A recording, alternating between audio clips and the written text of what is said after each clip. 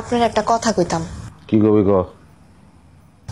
আপনার আম্মার লাত্তি মেরে খাটের থেকে বেড়া দিব। 3 দিন হয়েছে না যে বিয়ে হয়েছে, মার নামে লালিশ করতে আগে পড়ছো। তুই কি মনে করছস তুই মার নামে লালিশ করবি? হ্যাঁ, আর তোর তোর ওই আমি নাচমু? আপনি আমার কথাটা তো শোনেন। লাত্তি খাবি কিন্তু, হাতাই লাত্তি দিব কিন্তু। অনেক তখন তো ছেড়িগো আমার চিনা আছে। তোরা স্বামী আর শাশুড়ির লোকে গন্ডগোল লাগাস, তারপর কয়দিন পরে কস যে আমি আর এই সংসারে থাকবো না, আমার আলাদা সংসার করো। অত সোজা না, তোর কথা আমি কোনোদিনই আসবো না। আপনি আমারে ভুল বুঝতেছেন। কি করলি তুই? ভুল বুঝতেছি মানে? আমি হীরা ভুল বুঝতেছি? আমি ভুল বুঝলে এই লাখ লাখ টাকার ব্যবসা সম্পত্তি এগুলো সামলাইতে পারবো।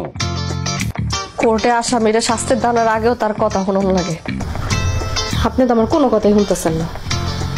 আমি আপনার কইতে চাইছিলাম যে আমার ওষুধ শেষ, কালকে আনার সময় লই আইয়েন। আপনি আমার কতগুলো কথা শুনাইলেন। তো কথা শুনস তো নিজের দোষে।